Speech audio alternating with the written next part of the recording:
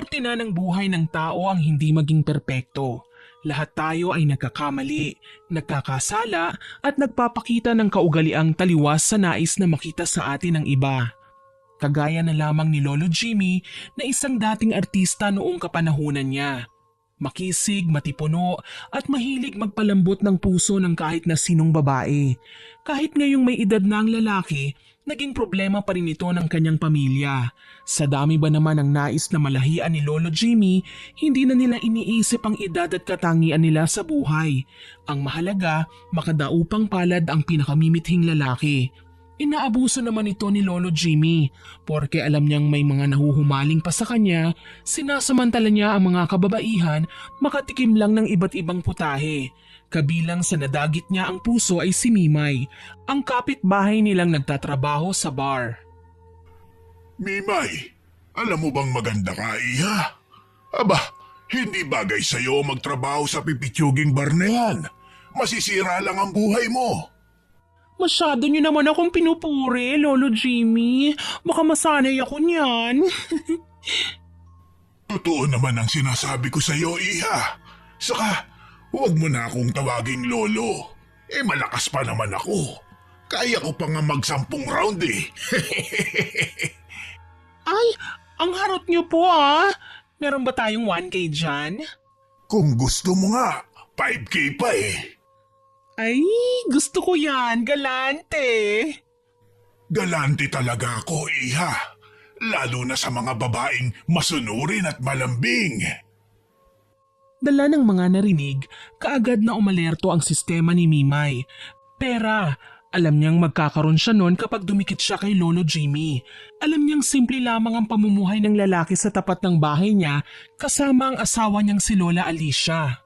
Ngunit nakakasigurado siya maraming tagong yaman ng lalaki na kailangan niyang makuha. Tuloy humakbang siya at ikinawit ang braso sa leeg ng matanda. Kung ganun naman pala, hanin ang itatawag ko sa'yo mula ngayon. Ako na ang mahal mo at wala nang iba, ha? Sigurado ka ba, iha? Honey? Sigurado ako, honey. Basta ba tutupad ka sa mataas na presyo? Ano, game ka ba? Matamis ako, sabi ng mga customer ko. Mamaya kapag nagdalawang isip ka pa, maunahan ka ng iba. Ay, hindi. Ang gusto ko akin ka lang. Pwede naman siguro yun, hindi ba? May karapatan ba akong tumanggi? Talagang hindi ka makakatanggi. Ako lang dapat sapat na. Naging maayos ang relasyon nila Lolo Jimmy at Mimay sa kabila ng may asawang matandang lalaki. Ilan sa mga etsyosera ang nakapansin at nagsusumbong sa ginang ngunit deadma lamang ang babae. Para kay Lola Alicia, wala nang sasaya pa sa katotohanan kapag nakita niya ito ng harap-harapan. Sa hapunan, dalawa lang silang magkaharap ni Lolo Jimmy nang maisip niyang isatinig ang kanyang saloobin. Jimmy, mahal, may itatanong sana ako sa iyo eh. Sana sabihin mo sa akin ang tapat at mula sa puso ang iyong kasagutan. Oo naman, mahal. Ano ba yun? Totoo bang may babae ka? Narinig ng mga kakilala ko sa labas. Madalas ka raw makipagkita sa isang GRO. Ikaw naman, mahal. At naniwala ka sa kanila. Nakita mo ba kung sino ang kasama ko ngayon? Hindi ba't ikaw? Gusto kong magtiwala sa'yo, Jamie. Sana lang hindi mo ako niloloko. Naiintindihan mo ba ako? Oo naman, mahal. Bakit naman kita lolokohin? Magtatagal ba tayo ng ganito kung hindi kita mahal? Ikaw lang ang reyna ko. Yun ang palagi mong tatandaan. Siguraduhin mo lang dahil oras na mahuli kita, hindi ka magsisisi. Mahal, kahit bantayan mo pa ako buong araw, wala talaga akong kabit. Sinabi mo yan, ha? Nananansyang wika ni Lola Alicia. Ang totoo niyan, nakapagdesisyon siyang bantayan ng mister ng makasiguro. Alam naman niyang naging tapat sa kanya si Lolo Jimmy. Ngunit kapag napatunayang may ginawang kabalastugan ng kanyang pinakamamahal, sisiguraduhin niyang maghahalo ang balat sa tinalupan. Samantala, ni hindi man lang natinag si Lolo Jimmy sa pagdududa sa kanya ng asawa. Palihim pa rin siyang nakikipagkita kay Mimay hanggang sa magtagal ang kanilang relasyon at umabot pa ng 1 buwan. Sa mga panahong yun, nababawasan na ang takot niya kay Lola Alicia na kahit magbanggit man lang siya ng paghanga sa ibang babae ay hindi naman umaalis. Isang araw, magkausap sina Mimay at Lolo Jimmy sa harapan ng bahay ng lalaki. Honey, Jimmy, kailan mo ba kasi ako patutuloyin sa bahay mo? 1 buwan na tayong mag-on, pero mailap ka pa rin sa akin. Aba, dapat ipakilala mo na ako sa pamilya mo. Ang hirap naman kasi ng ganito eh. Tago lang tayo ng tago. Hindi na tayo mga teenager, no? Saka na, Honey Mimay. Alam mo naman na may matandang ukluban pa sa bahay. Ayoko naman na magkagulo. Kilalang sabungero dati ang asawa ko. Mamaya niyan ikaw pa ang isabak niya sa labanan. Nasasabik na kasi kung masolo ka, Honey Jimmy. Kailan ba mangyayari yun? Aba, hindi naman deserve ng kagandahan ko ang paghintay ng matagal, ano? Huwag mong sabihin natatakot ka sa asawa mo. Paano naman ako? Abay, darating din tayo dyan. Kailangan lang nating dahan-dahanin ang bawat eksena. Bakit kailangan pang bagalan? Gusto ko ng mabilisan, honey. Yung nakakahingal, yung nakakagulat, yung bigla-biglang sumasabog. Huwag ka mag-alala. Kapag umalis si Alicia sa bahay, ikaw muna ang papalit sa kanya pansamantala bilang reyna. Talaga, ha? Pangako mo yan, ha? Alam mo naman na magtatampo ako kapag nalaman kong pinaasa mo lang ako. Pangako ko nga yun. Kailan mo naman ipapaubaya sa akin ang bataan? Alam mo kasi, nasasabik na ako sa iyo, honey. Baka naman pwede mo nang ipatikim sa akin yan. Ay, yun talaga ang pinananabikan mo, honey. Ang bilis mo naman. Mas aktibo ka pa kay Batman, ha? Ano pa nga ba?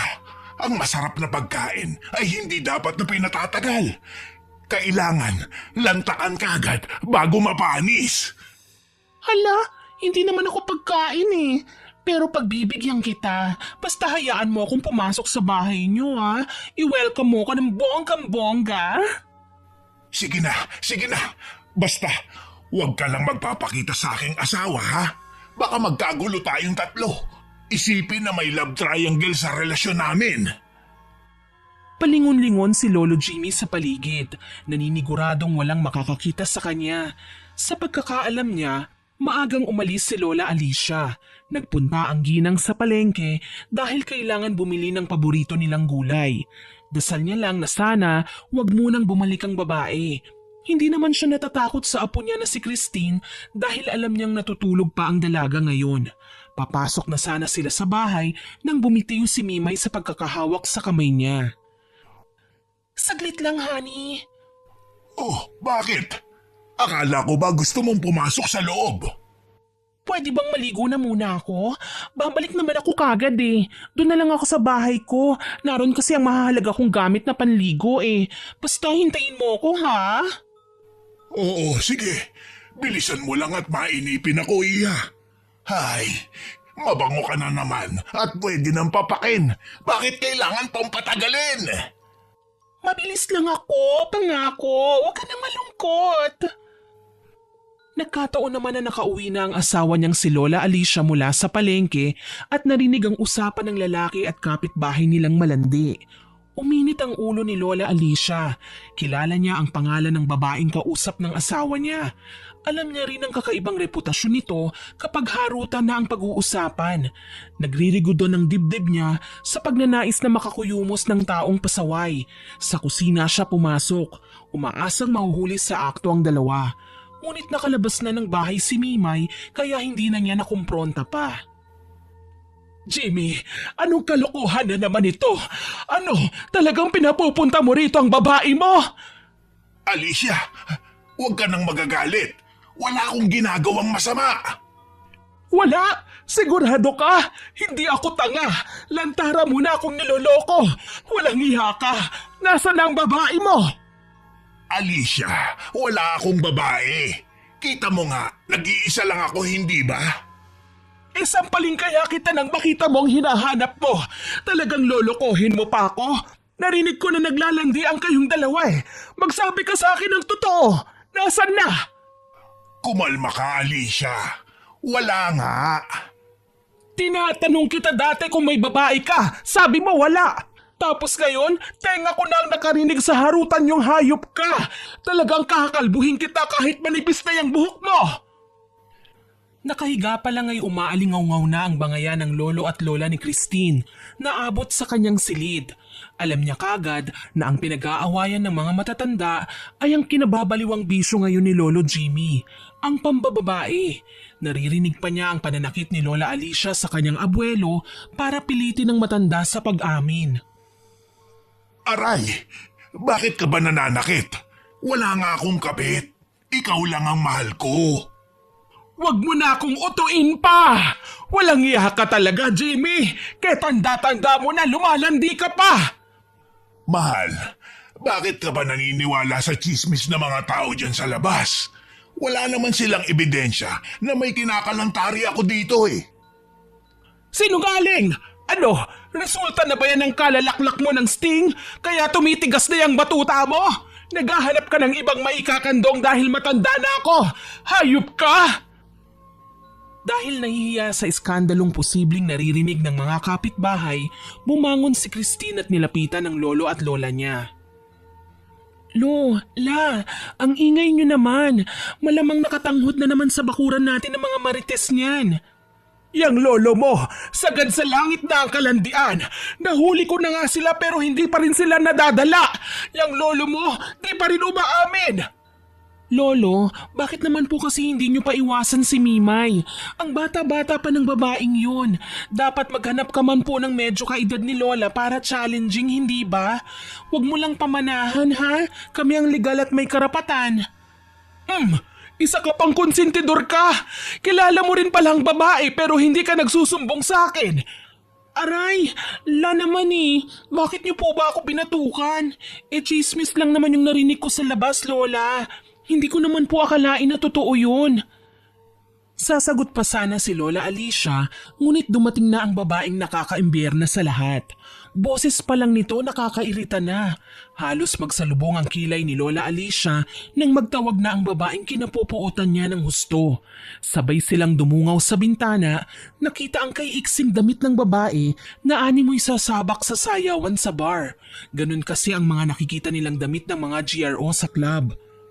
Honey, Jimmy, nandito na ako. Sinasabi ko na nga ba, talagang mananagot ka sa akin ngayon. Oy bruha, hindi kita susukuan ano? Hoy Gaga, anong ginagawa mo rito? Naligaw ka, hayun ang bahay mo oh. Dito talaga ang sadya ko, duh. Malamang dahil makikipagkita ako kay Honey Jimmy ko, tapos na akong maligo. Honey Jimmy mo? Nakahit-hit ka ba? Umalis ka na, wala dito si Lolo. Huwag mo na nga itanggi pa ang lolo mo. Kahit magtago pa siya sa akin, maaamoy ko pa rin kung nasan siya. Isa pa, bakit ang OA mo, Christine? Nagkausap na nga kami kanina eh. Ang kapal din naman ng mukha mo para magpakita rito. Ikaw ang tinik sa puso ng pamilya namin. Anong masama kung bisitahin ko ang lolo mo? Sabi niya hiwalay na sila ng lola mo. Kaya okay lang na bumisita ako sa kanya para magkasama kaming dalawa. Hindi ba, Honey Jimmy? Sa sinabi niyo ni Mimay, naaalarmang lumabas naman sa pinagtataguan si Lolo Jimmy at tinangkang itanggi ang sinabi ni Mimay. Natataranta siyang palingon-lingon sa pagitan nila Lola Alicia at Mimay. Teka! Gusto mo ba talagang atakihin sa puso ang lola ko? Haliparot kang babae ka? Nakikita mo yan? Magkasama sila hindi ba? Ganyan bang itsura ng magkahiwalay? Huwag ka nang kumontra, Christine. Mahal ko naman ang lolo mo eh. Nandito nga ako para masahihin siya eh. Hindi kasi ito ginagawa ng lola mo sa kanya. Gaga, hindi ikaw ang asawa. Si lola ang may karapatang humawak-hawak sa lolo ko. Sus, hindi ka rin nyosa ang lola mo. Masakit na ang tuhod niyan. Baka nga pati pagkamot sa likod niya hindi na niya magawa eh. Kaya tuloy ang asawa niya naghahanap ng mas bata, mas sariwa, mas marunong sa lahat ng bagay. Ilayo mo ang kampo ng demonyo sa pamamahay ko, Christine! Ilayo mo siya! Ikaw, Jimmy, kaya tanda-tanda mo na lumalandi ka pa! Si Lolo naman kasi bakit kailangan pang magdala ng haliparot sa bahay natin? Makati pa yan sa higad eh. Sige Carlo, mamaya magbabagong anyo yan. Isang nilalang na may makakating balahibo. Halika na nga Lola, magpa-parlor tayo. Ipapakita natin sa malanding babae na yan na hindi ka kapalit-palit. Baliw ka ba? E di sa pamabahay ko gagawa ng milagro ang dalawa. Ang akin ay akin. Ang dami niyong arte. Ano na, honey? Talaga bang matatakot ka sa asawa mo? Hindi naman siya masarap. Pero ako, oras na matikman mo, hindi mo na makakalimutan. Ay, mahal. Huwag mo nga akong tawaging mahal. Honey, paalisin mo na nga sila. Talipandas kang babae ka. Papatayin kita. Ako pa talagang itataboy mo. Gusto mo burahin ko yung mukha mo? Ay, honey, sasaktan na ako ng matandang hukluban. Brutal na ang inaasta ng ginang na yan. Tama na po, Lola. Ikaw, pasalamat ka hindi pa kita nakakalbo dahil kailangan kong ilayo ang lola ko sa'yo. Pero ito ang tatandaan mong babae ka, ha? Lolo ko yung nilalandi mo. Kailangan wala ka na rito pagbalik ko dahil kapag naabutan kita, sasabunutan talaga kita. Tumalikod si Christine habang akay si Lola Alicia. Nang makalayo na ang dalawa, humakbang si Mimay papalapit kay Lolo Jimmy. Iniangat ang kanyang kamay at hinimas-himas ang kanyang butuhang dibdib. Ano na ang plano mo ngayon, honey? Ibahay mo na ako. Nakakapagod kasing maglakad mula sa amin papunta sa inyo eh. Pero ang asawa ko Honey, akala ko ba mahal mo ako? Iwanan mo na lang kaya ang asawa mo at magtana na tayo. Oo, mahal kita Monay. Mimay. Pero hindi tayo pwedeng magtanan. Bakit hindi? Maganda ako, matipuno ka naman. Kasing payat mo Nahinto ang pagsasalita niya nang bumalik sa sala si Christine at sinamaan ng tingin si Mimay. Gigil na gigil niyang dinuro ang babae. Bakit hindi ka pa umaalis? Talagang gusto mong makatikim ng sakit? Ano ba, Christine? Ang OA mo, ha? Nandito ako para pasayahin ng lolo mo. Hindi na yun kayang gawin ng lola mo, hindi ba? Talagang inuubos mo ang pasensya ko, ha? Sige, yan palang gusto mo, ha? Tayong dalawang magsasaya ngayon. Apo, wag! Kapag dinalusan mo si Mimay, magtatampo ako sa'yo. Ay, honey, tulungan mo ako! Sinasaktan ako ng brutal mong apo! Walang paalam na hinampas ni Christine si Mimay. Napaatras ang babae at nagawang pigilan ng muntikan ng pagkatumba tsaka tinaasan ng kilay ang dalaga.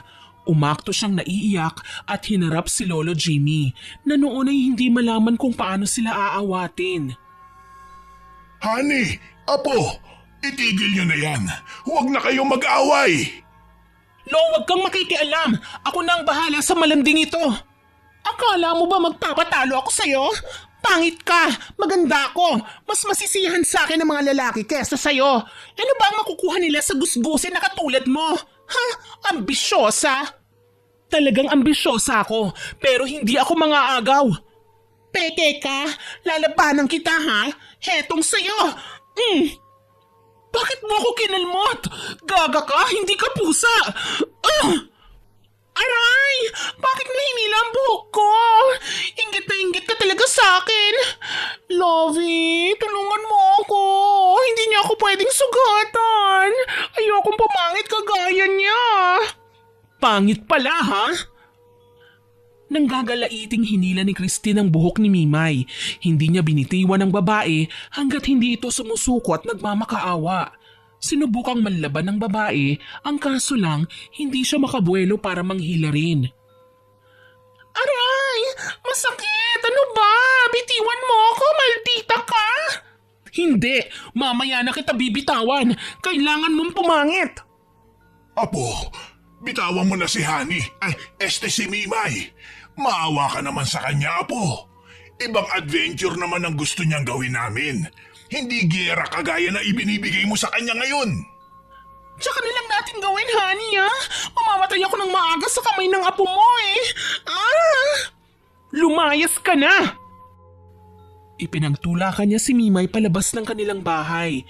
Sigurado, pagtatawanan ng babae kapag nakita ng mga marites dahil matinding bugbog ang inabot ng dalaga sa kanya. Hinarap kagad ni Christine ang lolo niya na silang dalawa na lamang. Ngising aso si Lolo Jimmy habang kakamot-kamot ng ulo. Lolo naman, sa dami ng babae si Mimay pa talaga? Hindi ka ba naaawa kay Lola? Apo, hindi mo ko maiintindihan dahil hindi ka kasing macho na kagaya ko. Aba, may pagkamacho ka pang nalalaman ha, Lolo? Ibang klase ka rin, ano?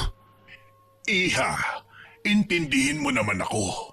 Kaya ako nilalapitan ni Mimay ay dahil pogi at matipuno ang lolo mo. Alam mo naman ang mga lalaki. Kapag may mga babaeng humahanga sa pisikal nilang kaanyuhan, ay mas tumataas pa ang kumpiyansa nila sa sarili. Lolo naman, kahit ano pa ang rason mo, alam nating mali ang ginawa mo. Kawawa naman si Lola. Siguro nga po hindi kita sinasaway sa ginagawa mo. Pero nasasaktan po ako sa tuwing umiiyak si Lola ng mag-isa sa kwarto niyo. Palagi kong sinusuyo ang lola mo, pero lagi niya akong ipinagtatabuyan. Lolo, kakausapin ko si Lola tungkol dyan. Basta hanggat maaari, huwag ka nang makikipaglapit sa Mimay na yan, ha? Kalimutan mo na siya. Sayang naman, Apo. Hindi ko pa siya nabibigyan ng first kiss eh. Lolo, tigilan niyo na nga po yan, ha? Hindi niyo kilala si Mimay. Alam niyo bang minsan nang nagtrabaho sa barang babaeng yun?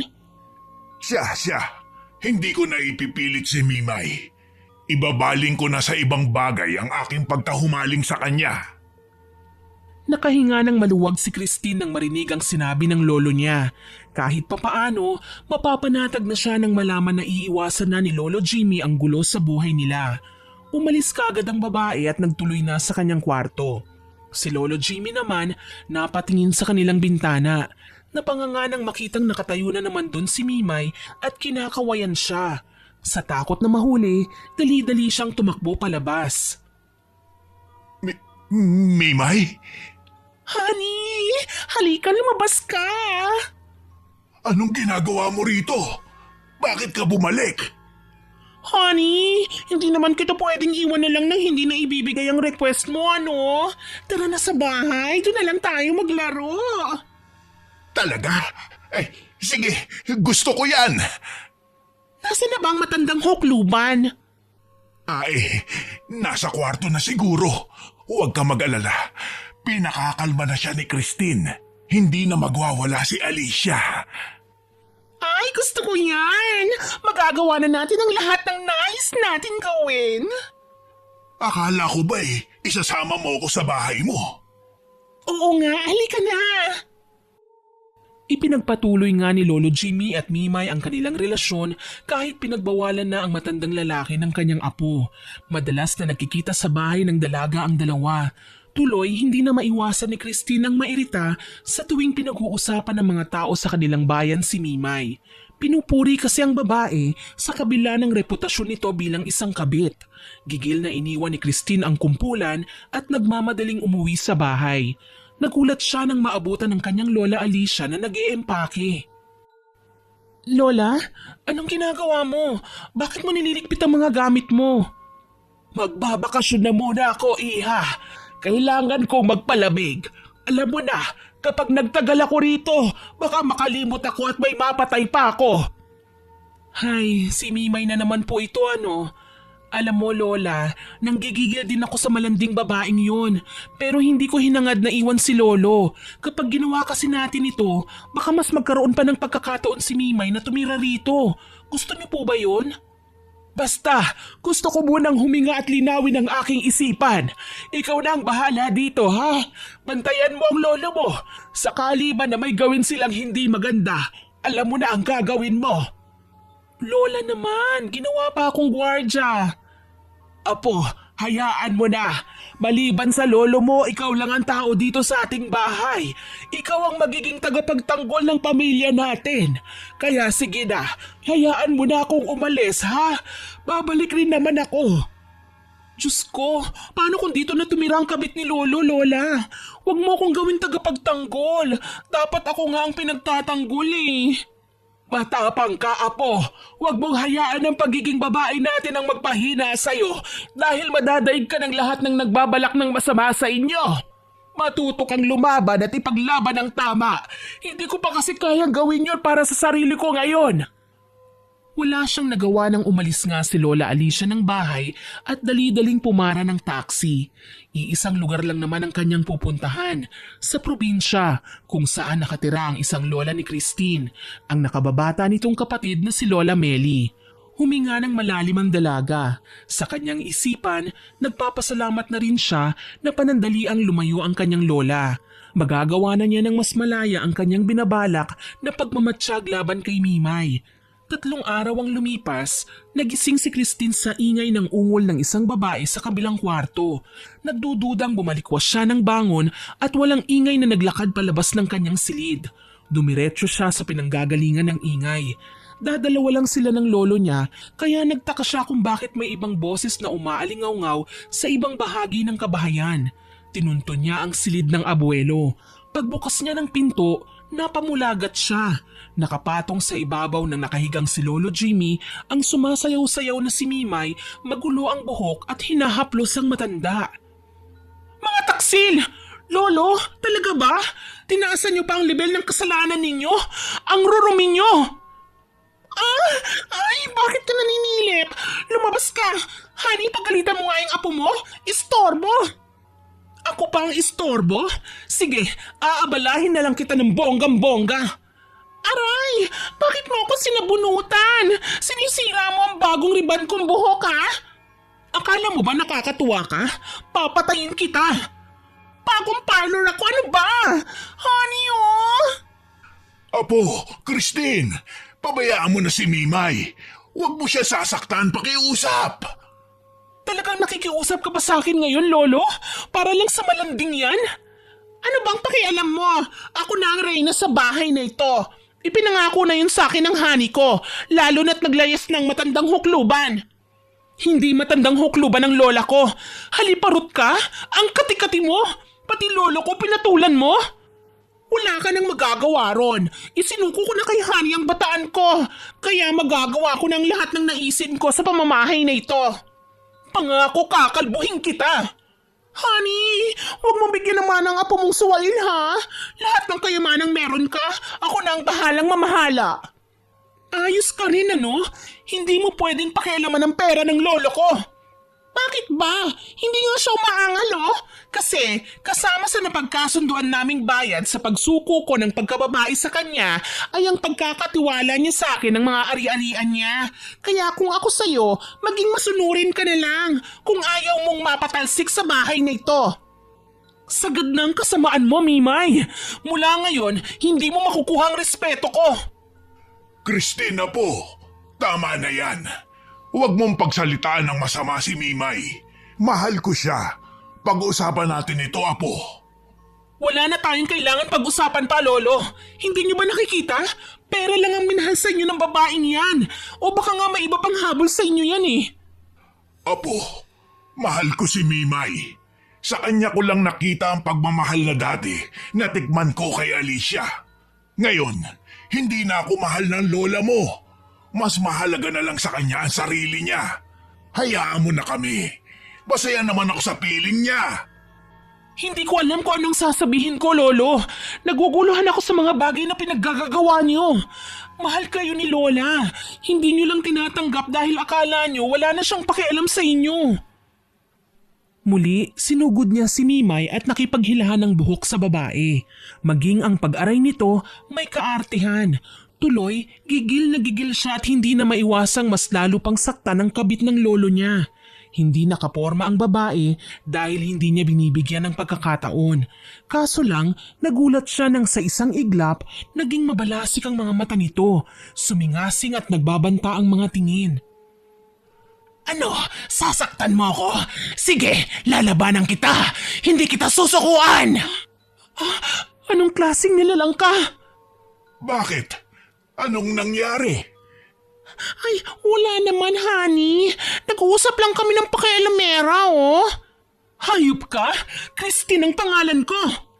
Huwag ka na kasing umatungal. Kahit anong gawin mo, mananatili kang pakialamera.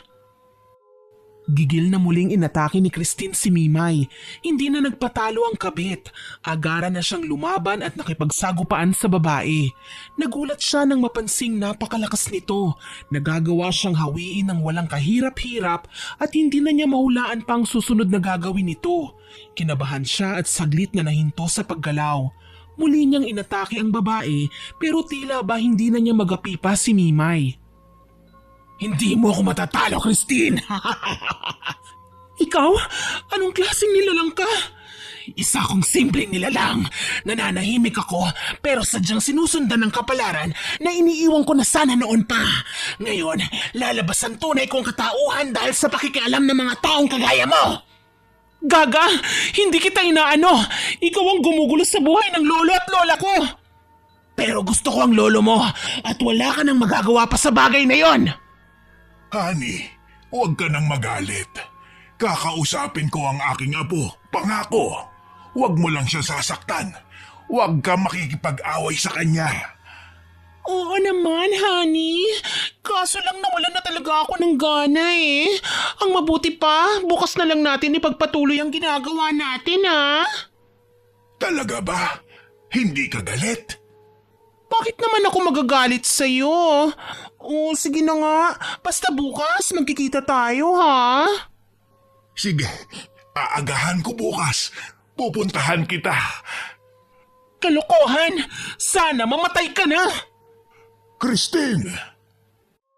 Nang makaalis si Mimay, galit na hinarap ni Christine ang lolo niya. Bakas ang matinding hinanakit sa kanyang mga mata. Sa mga sandaling yon, ayaw na niyang paawat sa mga gusto niyang sabihin sa kanyang abuelo. Bakit ganun, lolo? Sa halip na matakot ka at mag-alala dahil umalis si lola, parang natutuwa ka pa. Dinala mo pa talaga dito ang babae mo at kung makaastaan mo siyang reyna? Hayaan mo na, Iha. Paminsan-minsan lang naman ako sumasayay. Bigyan mo na lang ako ng pagkakataon. Ewan ko, lolo. Sa totoo lang, nawawalan na ako ng gana para intindihin kayo eh. Para kasing may masama lang talagang balak sa inyong babaeng yon. Apo, huwag kang ganyan. Kailan ka ba natutong humusga? Hindi ko tinuro sa iyo ang bagay na yan. Tama po kayo, lo. Pero natuto ako sa bawat pangyayari sa buhay ko. Ngayon, masisisi niyo po ba ako kung ganito na ako magsalita ngayon? Pinapakita niyo po kasi na hindi kayo dapat na iginagalang. Ha? Nagulat si Christine nang lumagapak ang palad ng lolo niya sa kanyang muka. Sinapo niya ang nasaktang pisngi at puno ng pagdaramdam na hinarap niya ang matanda. Nang dahil sa malanding babaeng yan, nagawa niyo akong saktan, lolo. Yun palang, lolo, hindi na magandang halimbawa para sa pamilya natin. Baka siya pa ang maging dahilan kung bakit tayo magkakawatak-watak. Pasensya na, Apo.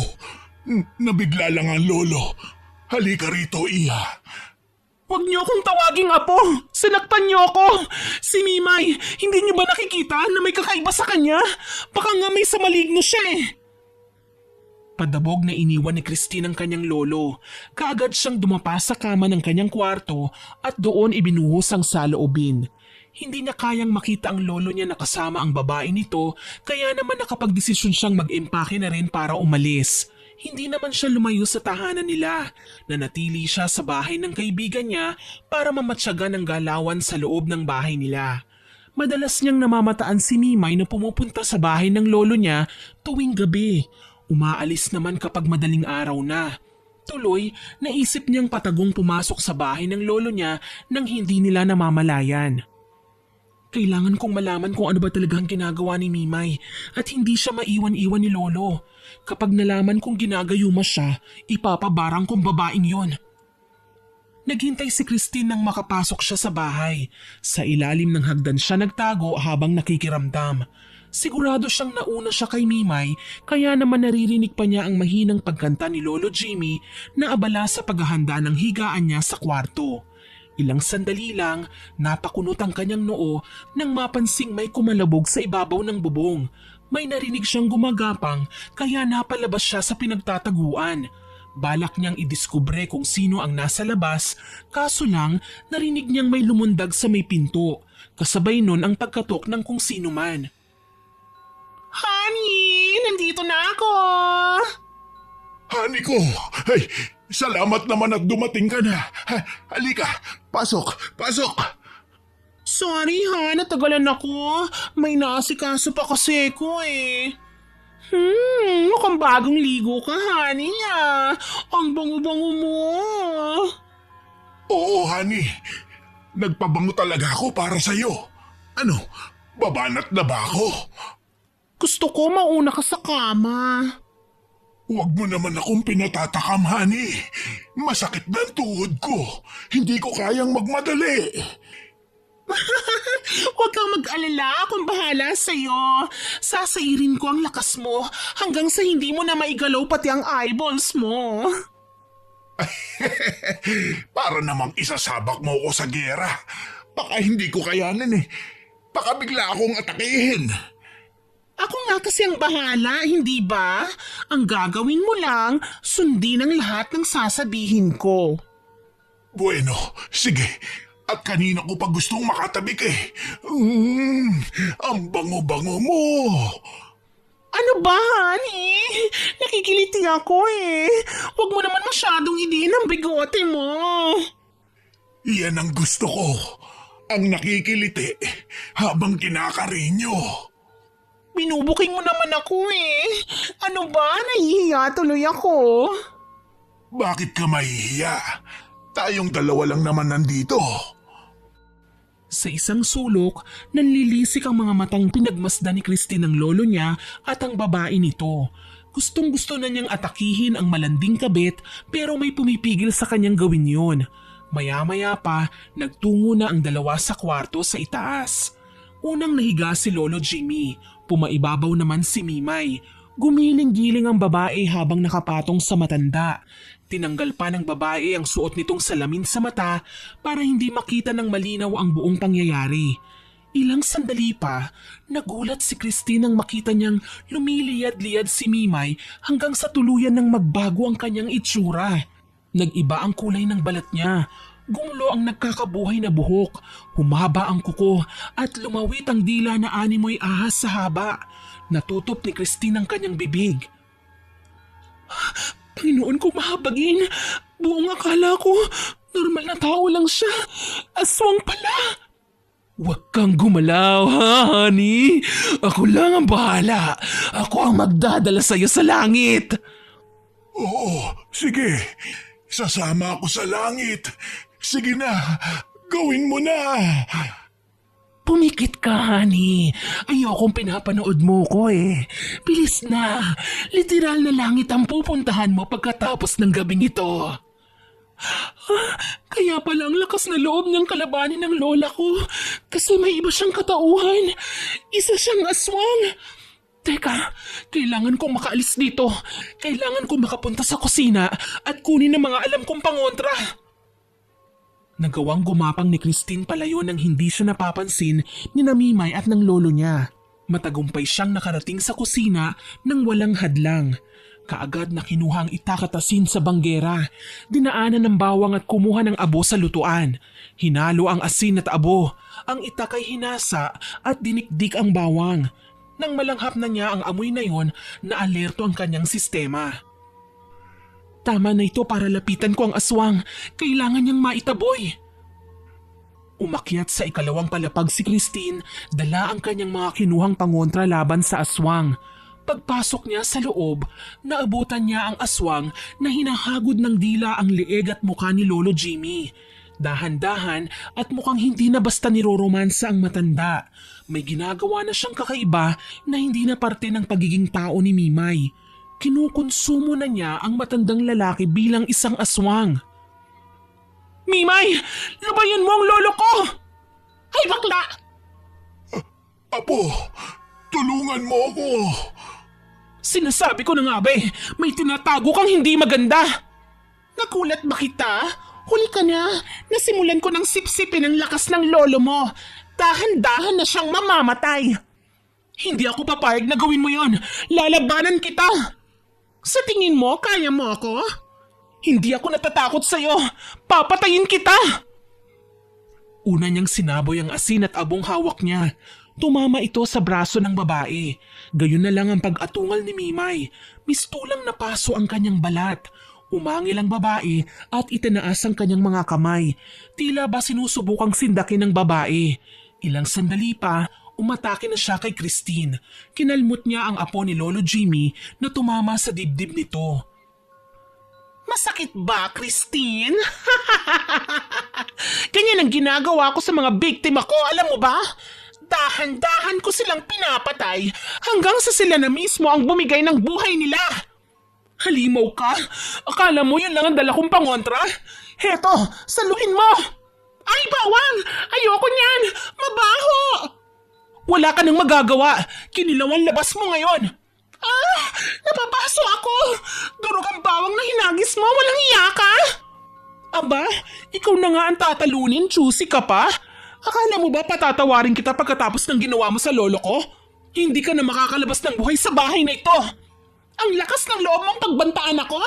Di bale, kapag namatay ang lolo mo, ikaw ang isusunod ko!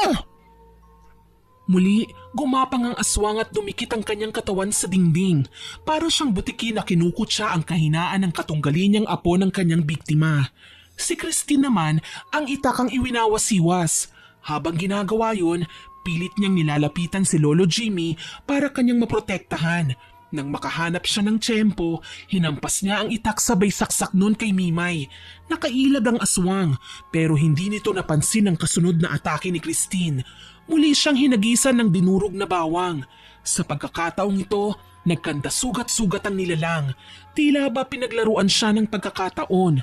Tuloy hindi na nag-aksaya ng panahon si Mimay. Kaagad siyang tumakas. Hahabulin pa sana siya ni Christine, ngunit hindi na niya naabutan dala ng tumalo ng babae sa bintana. Binalingan niya ang kanyang lolo ng tingin. Namumutla ang matanda. Lo, anong nararamdaman mo? Nangihina ako, Iha. Tila hinugot ang lakas ko. Kailangan ko kayong dalhin sa ospital, Lolo. Hindi pwedeng ganito. Kasalanan ko to eh. Hindi ko kayo dapat iniwanan. Wala kang kasalanan, Iha. Ako ang may problema. Hinayaan ko si Mimay na makapasok sa buhay ko. Hindi ko man lang siya kinilala. Nangyari na ang nangyari, Lolo. Ang kailangan lang natin, isipin ng mali at gawing aral ito sa buhay natin. Pasensya na. Pati ikaw ay nalagay sa alanganin, apo ko. Matapos ang pag-uusap nilang yon, dinala ni Christine si Lolo Jimmy sa ospital. Kailangan niyang magpa-check up, ngunit may mas malala pang nangyayari sa kanya. Kinailangan niyang manatili sa ospital para sa karagdagang pagsusuri. Mabuti na lang, nag-iisang lalaki na umuuko pa siya sa kwartong yon sa pagamutan. Nababantayan ni Christine ng maigi. Iniisip niyang maglagay ng pangontra dahil baka balikan ni Mimay ang matanda. Natulala si Lolo Jimmy dahil sa nangyari. Naging mailap ang matandang lalaki, madalas nakatingin sa mga bintana, natatakot na baka may makita siyang hindi maganda. Wala namang magawa si Christine kundi aluin ang lolo niya at ipaliwanag na nasa mataong lugar sila at hindi basta-bastang maaatake ni Mimay sa ospital.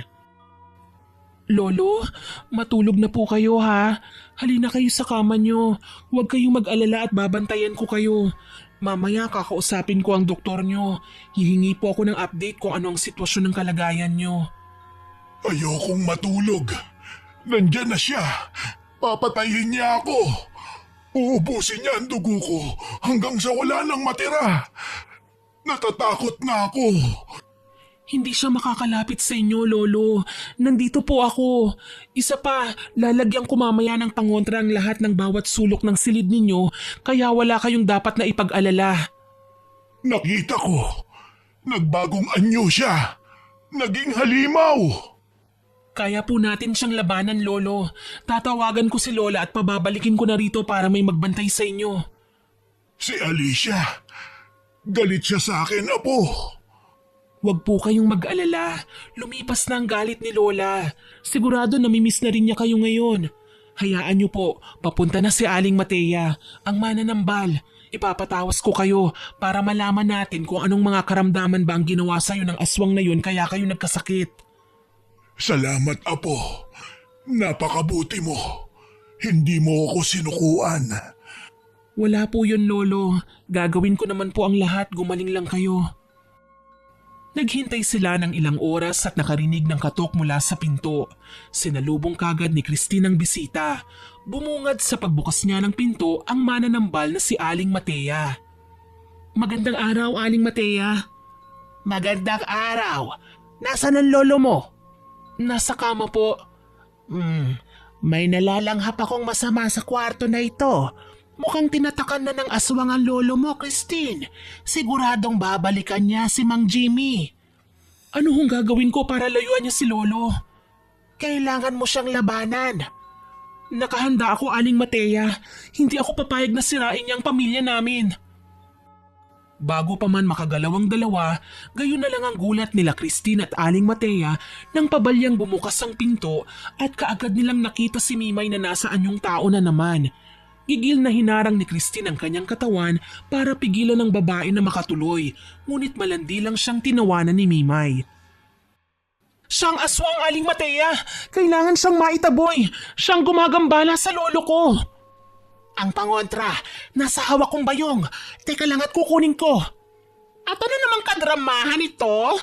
Sa akala niyo ba, tatablan ako ng kakayahang meron ng pipitsuging mananambal na kinuha mo, ha, Christine? Wag mo akong husgahan. Hindi mo alam kung ano ang kaya kong gawin sa'yo. Talaga?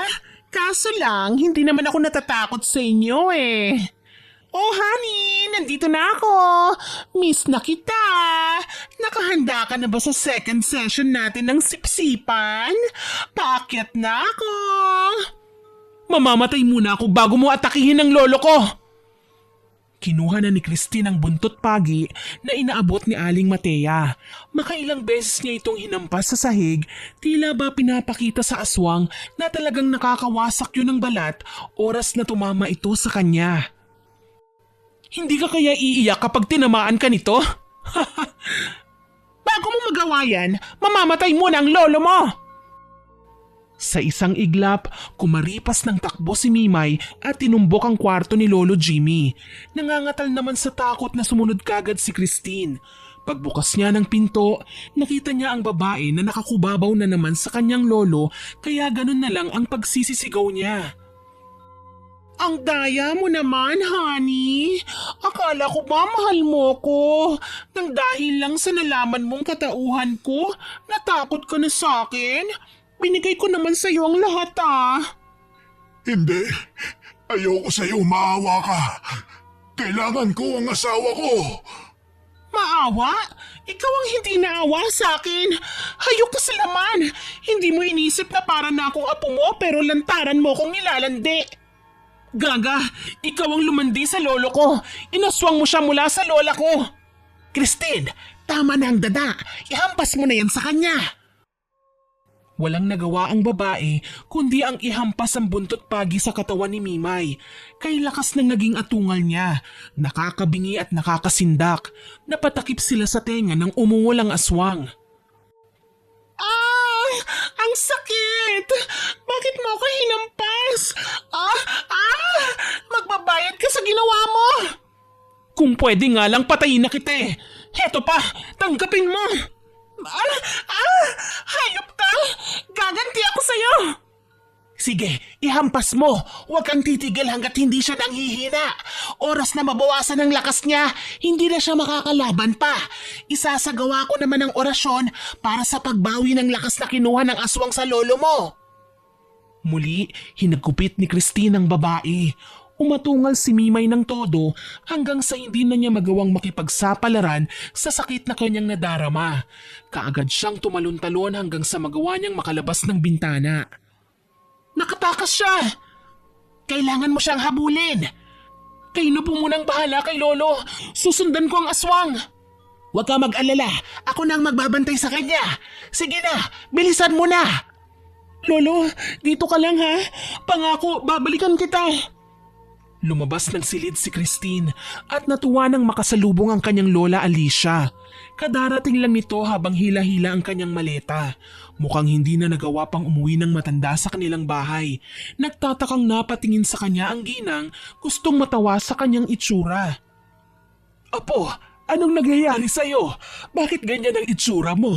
Mukha kang hinahabol. Mahabang kwento, Lola, pero ipapaliwanag ko rin sa inyo mamaya. Sige, hihintayin kita. Kumusta ang lolo mo? Nabalitaan ko ang nangyari sa kanya. Nasaan ba ang kabit niya? Ang lakas ng loob namang agaw ng asawang hindi sa kanya. Tapos hindi naman niya inalagaan. Nasaan siya? Nasa kama lang, Lola. Sige po. At kumaripas na siya ng takbo na hindi lumilingon sa kanyang pinanggalingan. Ang tanging mahalaga kay Christine ngayon ay mahuli si Mimay na nagtatangkang patayin ang kanyang abuelo. Sa kabilang banda naman, humahangos na lumayo si Mimay sa babae na tumutugis sa kanya. Hindi siya pwedeng mabigo, lalo na at si Lolo Jimmy lang ang kailangan niya para masipsip niya ang lakas nito. Saglit siyang huminto sa isang malaking puno at nagbago ng anyo. Sa isang iglap, siya ay naging isang pusa. Tuloy, kahit humahangos na dumating si Christine sa kinaroroonan niya, hindi siya nakita nito. Kasunod ng babae si Aling Matea. Kaso lang, kasabay ng pagbabago niya ng anyo ay naglaho din si Mimay sa kadiliman. Tingnan natin kung mahuli niyo pa ako ngayon. Mimay! Huwag kang duwag! Magpakita ka sa akin! Maharot ka! Ano? Naabutan mo na ba? Hindi nga po eh. Hindi ko alam kung saan nagsuot ang demonyong yon. Malamang, nagbago na siya ng anyo. Kailangan natin siyang mahanap. Hindi siya pwedeng makalayo. Makabalikan ka niya para mapaghigantihan. Ano naman po ang gagawin natin? Puntahan natin ang kanyang tahanan. Kailangan natin siyang maunahan sa pagdating niya sa bahay niya. Sigurado po ba kayo? Sigurado ko, Iha. Malamang po umuwi na yun sa bahay niya. Alam niyo pong kapitbahay namin si Mimay, hindi ba? May kamalig siya sa kagubatan, Iha. Doon tayo pupunta. Ang paninirahan niya sa baryo kasama niyo ay parte lang ng pagpapanggap niya bilang tao. Ang tunay niyang tahanan na pinagtataguan niya ng kanyang lihim ay ang kamalig na una niyang tinitirhan. Bakit niyo po kabisado ang mga bagay na ito, Aling Matea? Bata pa lang ako. Alam ko na ang tungkol sa mga estilo ng aswang para hindi sila mahuli. O paano na po? Umalis na tayo. Kaagad silang nagtungo sa kamalig na tinitirhan ni Mimay. Madilim ang buong paligid nang dumating sila roon. Wala silang nakitang palatandaan na nauna na ang aswang sa sarili niyang bahay. Hindi naman nag-atubiling pumasok ang mananambal at si Christine. Sa bungad pa lang, nalalanghap na nila ang masangsang na amoy mula sa loob. Tila kulob at hindi kailanman nakakatikim ng linis ang nasabing bahay. Ano ba yan? Mukhang ang burara ni Mimay. Ang baho ng bahay niya. Wala siya rito. Yan ang sigurado ko. Kailangan nating mag-abang dito hanggang sa makauwi siya. Paano po kung hindi siya magpunta rito? Huwag kang mag-alala. Narito ang kanyang langis at maskarang ginagamit para hindi siya makilala. Pabor tayo sa pagkakataong ito dahil oras na sinunog natin ang kanyang mga gamit, hindi na siya makakapagtago ng kanyang tunay na katauhan. Makikilala siya ng taong bayan at makatugisin pa siya. Sa bagay, may punto ka, Aling Matea. Kukunin ko lang ang mga mahalaga niyang gamit para masunog natin. Bilisan mo. Ako naman ang magbabantay sa labas. Teka, hawakan mo ang punyal na ito. Yan ang magsisilbing proteksyon mo laban sa aswang. Paano po kayo, Aling Matea? Baka kayo naman ang mapahamak. Nasa akin ang pangontra nyo. Kaya ko ang aking sarili. Sige na, kailangan mo nang kunin ng mga langis. Tumalima kaagad si Christine at pumasok na ng tuluyan sa kamalig. Gamit ang flashlight, nagawa niyang maaninag ang mga gamit sa loob. Magulo at maalikabok, tila ba ilang taon nang abandonado. Naisip ni Christine na halongkatin ang unang baol na nakita niya. May mga nakalagay dong damit, mga libro at kung ano-anong garapon. Sinubukan niyang buksan ang isa sa mga yon. Halos maiyak sa takot ang dalaga nang makitang maliliit na daliri ng bata ang nasa loob at binabadlang sa kemikal na likido. Hindi niya alam may itim na pusang kanina pa nakatingin sa kanya mula sa kadiliman. Tuwang-tuwa sa sindak na nakikita sa kanyang muka. Maya-maya pa, lumabas sa pinagtataguan nito ang nilalang at dahan-dahang nagbalik sa kanyang tunay na katauhan bilang si Mimay. Christine! Ano, natakot ka ba sa mga nabungaran mo? Hindi lang yan ang sekreto ko. Marami pa. Salot ka? Dapat kang parusahan. Talaga? Sa tingin ko, ikaw nga ang dapat parusahan eh. Intrimitida ka kasi. Karapatan ko naman na matyagan ka, hindi ba? Alam mo kung bakit? Kaunting oras na lang ang ilalagi ng lolo at lola ko dito sa mundo. Pero kung makapambiktima ka sa kanila, parang sila na ang pinakamasamang tao sa mundo. Bakit? May mga kriminal naman dyan ah.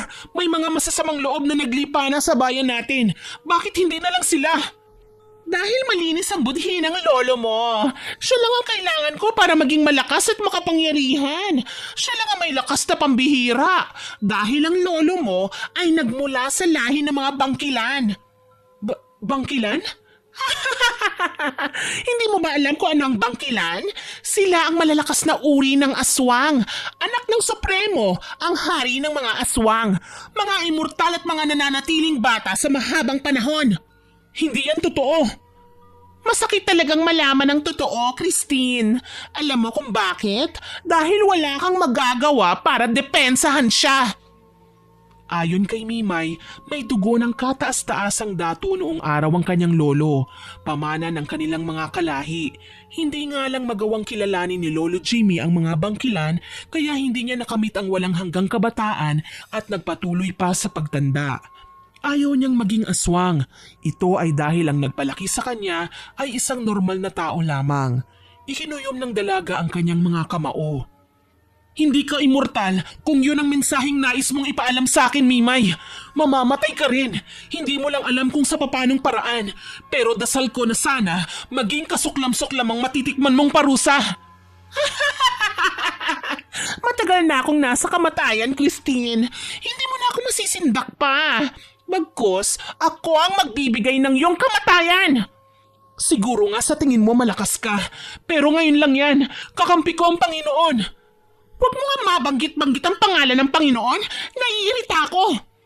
E di idadaan ko na lang sa kanta para mas lalo kang mainis. Kumanta ng mga awitin para sa Panginoon si Christine.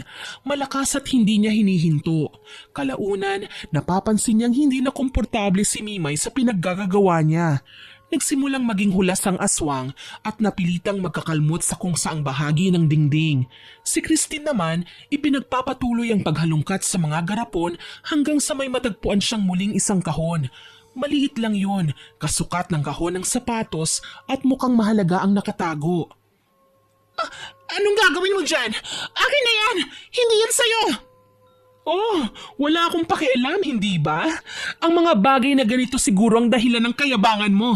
Ngayon, ihaharap mo sa akin ang sarili mo ng walang langis dahil wawasakin ko na ang mga ito. Wag! Hindi mo pwedeng galawin yan! At bakit naman hindi? Ako ang bahala sa lahat ng makukuha ko. Wala kang pakialam doon. Mapilisang itinakbo ni Christine ang mga nakuha niyang botelya palabas. Nakaabang naman kagad si Aling Matea kaya inihagis niya sa mananambal ang mga ito. Kayo nang magbasag, Aling Matea. Baka maabutan ako ni Mimay. Hindi, kailangan kitang iligtas. Kaya ko na po ang sarili ko. Kahit papano naman nakapag-aral ako kung paano depensa ng aking sarili. Kaya alam ko ang magiging galaw ko na makakatalo sa mabangis na aswang. Huwag kang mag-alala. Babalikan kita. Anong pinaplano niyong gawin? Pabagsakin ako? Sa tingin niyo ba kaya niyong gawin sa akin yon? Ha! Nagkakamali kayo! Muli, nagbago na naman ang anyo ni Mimay. Naging isang mabalasik na nilalangan dalaga at may mapupulang mga mata. Sa isang iglap, sumugod ang aswang sa kanya. Iwinasiwas ang mga kuko at sinubukan siyang sugatan. Mabuti na lang, hawak niya ang tansong punyal na iniabot sa kanya ng mananambal kanina. Ginamit niya ito para labanan ng aswang. Inatake niya ang nilalang at ipinakita ang kanyang kakayahan. Kalaunan, pareho na silang naglalaban ng mabilisan. Pipitsuging tao ka lang! Wala ka namang lakas mula sa lolo mo! Mahina ka! Mahina man ako sa iyong paningin, pero mautak naman ako ng higit sa inaasahan mo! Mautak! Nahuli mo lang kami ni Jimmy sa akto! Mautak ka na kagad! Oo, kasi ang binigay kong botelya kay Aling Matea, masusunog na maya-maya. Kaya wala ka nang magagawa kahit magmakaawa ka pa. Ang kapal ng mukha mong pakialaman ng mga langis ko. Ayos lang, mahahabol ko naman ang matanda. Mabagal naman siyang maglakad. Ikaw na muna ang papatayin ko. Paano ka ba naging aswang, Mimay? Bakit ka ba nagkaganyan? Pinagkaitan ka ba ng kapalaran? May nagawa ka bang pagkakamali at naging parusa ang pagiging aswang mo? Napaatras si Mimay sa mga tanong ng dalaga. Hindi na niya inaasahan na magtatanong ng ganon sa kanya si Christine. Simulat sa pool, walang sino man ang nagka-interest na tanungin man lang siya sa kanyang nakaraan. Ang mga tao sa paligid niya ay dati na siyang pinangingilagan, dati nang iniiwasan, ayaw malapitan. Kaya naman nang makita niya ang interes ng mga mata ng dalaga, napagpasyahan niyang ikwento dito ang kanyang pinagdaanan. Tutal papatayin na rin naman niya ang dalaga. Mabuting tao ako noon, pero inabuso ko ng mga tao. Dating matulungin ang aking mga magulang na walang ibang iniisip, kundi ang mag-alala sa kapwa. Umaga hanggang gabi, may mga humihingi sa amin ng tulong. Karamihan, mga taong walang ibang alam gawin kundi ang umasa sa amin. Mabait ka naman pala. Bakit ka humantong sa ganito? Dahil sa mga taong hindi makontento sa tulong na binibigay namin. Pinatay ng 3 kalalakihan ng aking mga magulang. Ninakaw nila ang pera na nakalaan para sa aking pag-aaral. Alahas at iba pang ari-arian. Kahit na nga ang dangal ko at pagkababae, ninakaw din nila. Ang masaklap pa, pinatay nila ako. Pero buhay ka naman ah. Buhay nga ako dahil may ibang nagsakripisyo ng kanyang kaluluwa para manumbalik ako sa dati. Isang nangihinang aswang ang nakita ang buong pangyayari. Gustuhin man niyang tumulong, hindi na niya magawa. Sugatan siya mula sa walang katapusang sagupaan. Ngunit kakaiba ang pag-along ginawa niya sa akin. Inalagaan ka niya sigurado. Hindi, pero binigay niya sa akin ang mutya ng pagkaaswang para ako ay mabuhay. Kaya narito ako ngayon dahil nais kong gumanti sa mga taong nagkasala sa pamilya ko. Pero bakit dinamay mo si Lolo? Wala naman siyang kasalanan sa'yo. Wala nga, pero may lakas siyang hindi na niya pinakikinabangan. At yun ang nais kong kunin mula sa kanya. Napailing si Christine. Hindi niya alam kung paano iintindihin ng maluwag sa kanyang dibdib ang buong pangyayari. Naguguluhan siya. Baka nga may magagawa siya para tulungan ng babae. Para naman wag na nitong pakialaman ng lolo niya. Bago pa man makahakbang si Mimay papalapit sa kanya, dumating naman si Lolo Jimmy kasama si Lola Alicia at Aling Matea. Kilala ko ang mga taong tinutukoy mo, Mimay.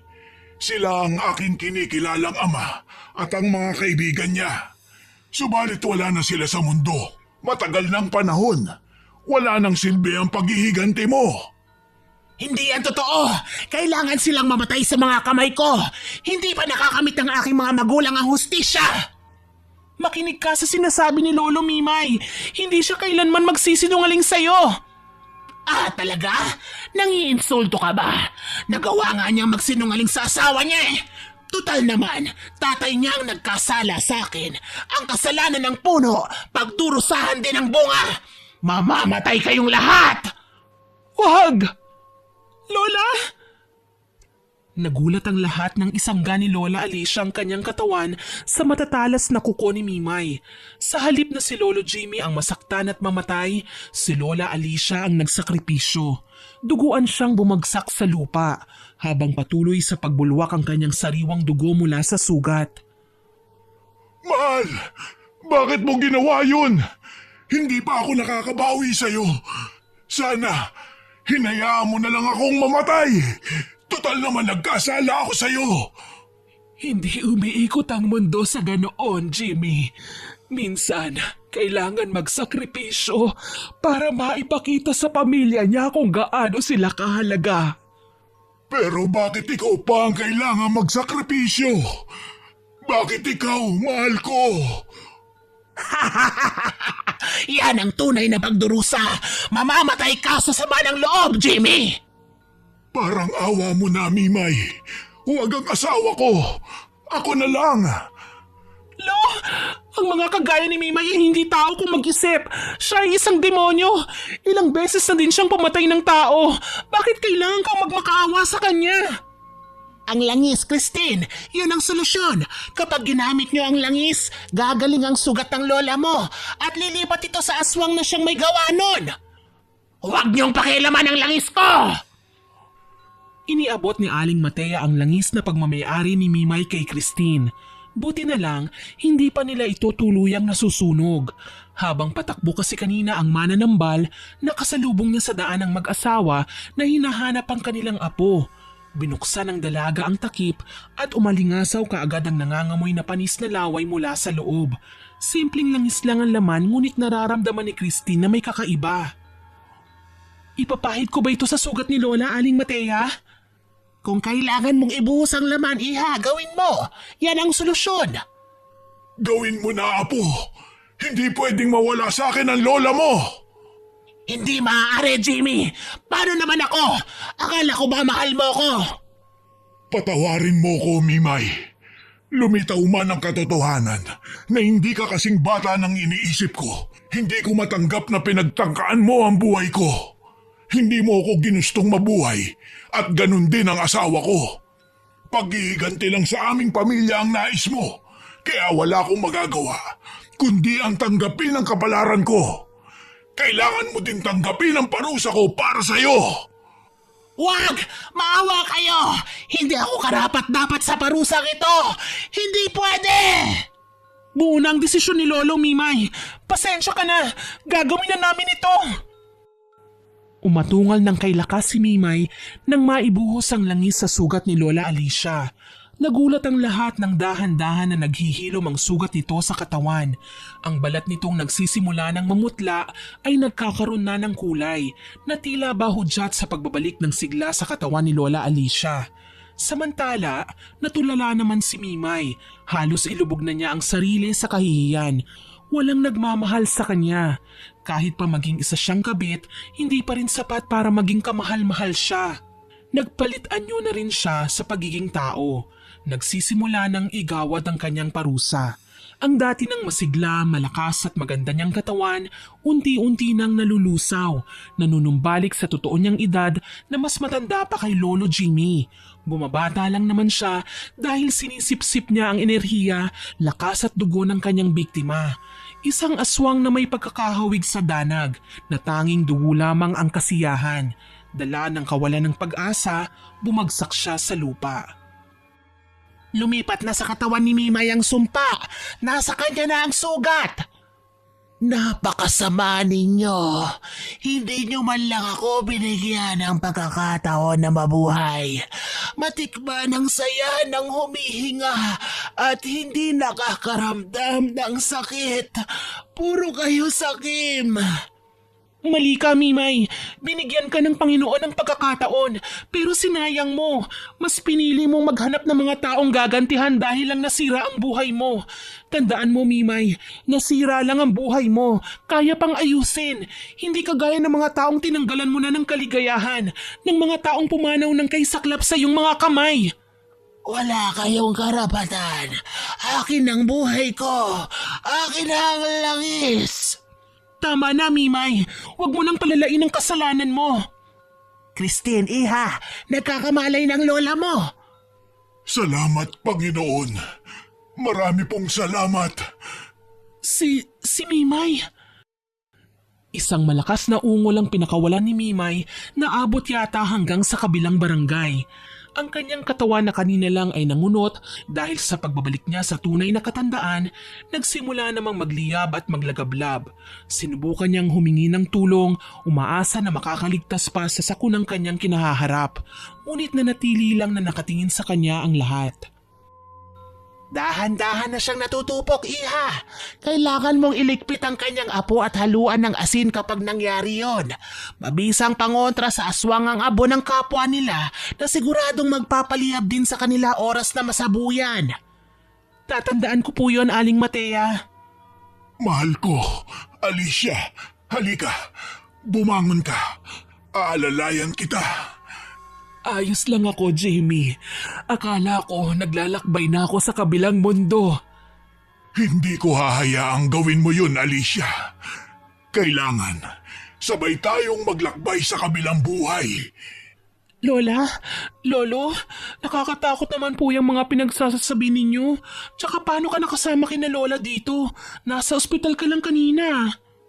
Nakahingi ang lola mo ng permiso sa doktor ko na iuwi na ako. Wala naman akong malubhang sakit. Langhina lang ako dahil sa aking mga pinagdaraanan noong nakaraang araw. Ikaw naman kasi lolo hinayaan yung makalapit si Mimay sa inyo. Aswang pala ang babaeng yun. Kinabahan tuloy ako na baka kunin niya kayo at tuluyan na kayong biktimahin. Hindi mangyayari yun dahil nariyan kayo ng lola mo para ipagtanggol ako. Basta lolo, wag niyo na pong uulitin yun ha. Ayokong nakikita kayo nag-aaway ni Lola. Masama po yun. Tsaka ayoko nasasaktan si Lola dahil pinagsiselos niyo. Tatandaan ko yan, Apo. Mahal na mahal ko ang lola mo. Pasensya na kung hinaluan ko ng paglalaro ang aming pagsasama. Sorry, mahal. Sana mapatawad mo ako.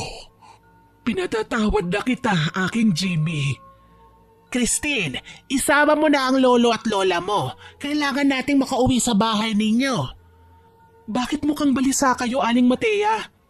Hindi biro ang ginawang sigaw ni Mimay kanina nang tuluyan na siyang maglagablab.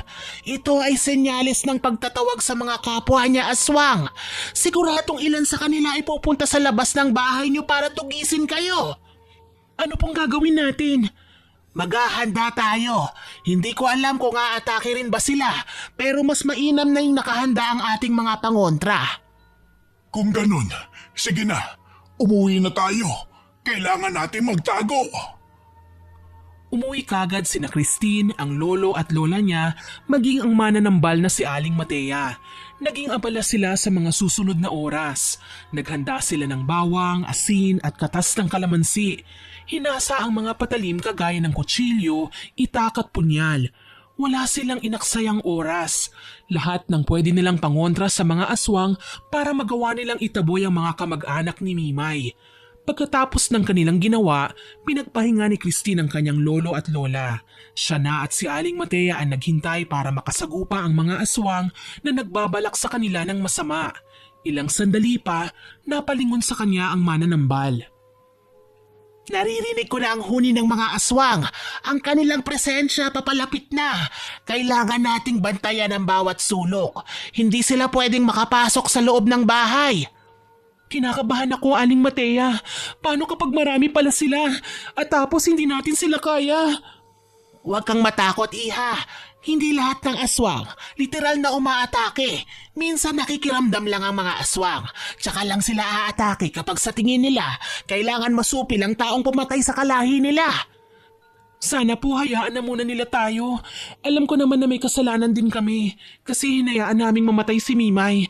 Kahit naging kabit siya ni Lolo, magagawa namin siyang iwasan. Huwag mong alalahanin yon, Iha. Magtiwala lang tayo sa Panginoon. Alam kong ililigtas niya tayo.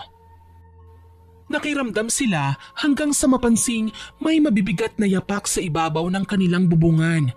Tila ba inaamoy ang paligid, sinusuri kung nasaan ang kanilang sadya. Ilang sandali pa, may kumalmot sa dingding at kumatok sa pinto. Babaeng kaboses ni Mimay. Aling Matea, may kumakatok! Shh! Huwag kang matakot. Hindi ka dapat na matakot. Kaya natin ang lahat ng ito. Malay natin umalis na sila kagad. Christine, Iha, bakit gising pa kayo? Alo? Anong ginagawa niyo rito? Hindi na po sana kayo lumabas ng silid. Kami na po ang bahalang manatili rito. Pero Apo, hindi kasi ako makatulog eh. Ganito na lang po, Lo. Kung hindi pa po kayo makatulog, sige po, bantayan niyo na lang po si Lola. Ako na ang makikipag-usap kay Aling Matea tungkol sa gagawing pangontra. Sige, Iha. Salamat. Paano? Babalik na ako sa aking kwarto. Sige po, Lolo. Basta huwag kayong mag-alala sa akin, ha? Ayos lang po ako rito. Pagkaalis ng matanda, muling nakiramdam si Lolo Jimmy. Napakunot ang noo ni Christine dahil wala rin naman siyang naririnig na ingay mula sa labas. Wala na ang kumakatok, ang ingay ng pagkalmot o ang kung sino mang gumagapang sa bubong. Tahimik na. Nagpasya si Christine na silipin sa bintana. Nagulat siya nang makita ang mga nilalang na kanya-kanya sa pagsisipulasan. Nagtatakang napalingon si Christine kay Aling Matea. Bakit kaya sila aalis? Saan sila pupunta? Mukhang palayo na sila, Aling Matea. Tama ka, Iha. Huwag kang mag-alala. Yun na ang una at huling pananakot nila sa atin. Nararamdaman kong paalis na sila pabalik sa kanilang pinanggalingan. Salamat naman po kung ganon. Lalayuan na nila tayo. Marahil, nararamdaman nilang mabuti tayong tao kaya hindi na rin sila nakialam pa. Para sa kanila, tapos na ang pagtatangka nilang pagtugi sa mga kagaya ninyo. Apo, hindi talaga ako makatulog eh. Pero di bali na lang. Si Lola Alicia mo na ang nagsabi na pwede ko kayong samahan dito. Ay, magkape raw tayo. Gusto ko yan. Masarap ang kape sa madaling araw. Sa bagay, malapit na pong mag-umaga. Wala nang masama kung humarap tayo sa bagong bukas na masaya at magaan ng kalooban. Tama. Ipinagmamalaki din kita, aking apo.